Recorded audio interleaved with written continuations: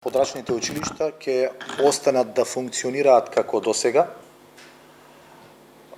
И во контекст на ова кое што го разговараме, пред малку кажав дека одлуките не смееме да ги носиме врз основа на емоции, туку врз основа на бројки. Ќе бидам брутално искрен, бројките на запишани нови ученици се поразителни.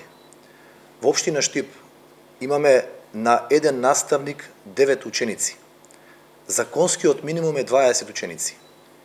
Или ќе бидеме брутално искрени, ќе погледнеме на реалноста во очи и ќе креираме стратегија со која што бројот на вработени, постоечкиот, ќе го практично оптимизираме, за да не дозволиме во тој образовен систем да внесуваме дополнителни луѓе, кои што ќе создадат уште поголем проблем, да се намалува тој број од 9 ученици на еден наставник на уште помал број, и на уште полош процес на образование и на образовна социализација, затоа ја носиме оваа одлука. Во ниту едно училиште нема да престане процесот на образование. Ниту едно училиште нема да има клуч на вратата. Во сите училишта и во сите образовни институции ќе продолжи образовниот процес, но ние мораме да се прилагодуваме на постоечката состојба. Не можеме со овие бројки да компарираме образовен процес пред 50 години. Мораме постоечката образовна инфраструктура да ја адаптираме на постоечките услови. Ако процениме дека во високото образование има поголем интерес и потреба од просторни услови компаративно со основното и средното образование, ние мораме на реалноста да ја погледнеме во очи и да превземеме мерки. Затоа што непревземањето на мерки во минатото довеле до оваа состојба. Ако не ја донесеме оваа одлука, ние наредните години ќе имаме уште поголема превработеност. Затоа креиравме стратегија на 5 години. Како ќе се пензионираат наставниците во сите образовни институции, така да се потполнуваат наставниците кои во моментов работат во ненормални услови со помал број на ученици. Работат во услови во кои што се создава сегрегација. Имаме пресуда на Европскиот суд за човекови права кои го оштетуваат државниот и општинскиот буџет. Неодговорно треба да се однесуваме доколку не постапуваме.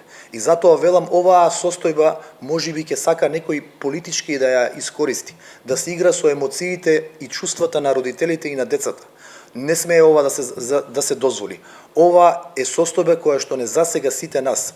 Или ќе креираме развој на образованието во општина Штип, или ќе молчиме и ќе продолжиме кон оваа агонија. Јас одбивам да не носам одлуки и затоа е овој состанок на кој што сме собрани сите чинители за доброто на Штип. Па добро познато е и во минатото и денес дека огромни финансиски издатоци од буџетот на државата, од буџетот на општина Штип се трошат за училиште во кое што треба да се рационализираат трошоците. Текстилното училиште во средното образование е исто така болна тема долги години. Никој претходно не се осудил да носи одлука за рационализација и за намалување на трошоците. Замислете, ние годишно, како општина и Министерство за образование, трошиме 30 милиони денари за 13 ученика. Зарем ова е нормална состојба за која што сите треба да молчиме? Замислете колкави се тие финансиски издатоци за да не ставиме крај на оваа агонија. Овие ученици и наставниот кадар можат да се фузираат со останатите образовни институции во средните училишта за да се оптимизираат трошоците, а просторните услови можат да бидат искористени од страна на Универзитетот Гоце Делчев. Така се однесува една одговорна локална и државна власт.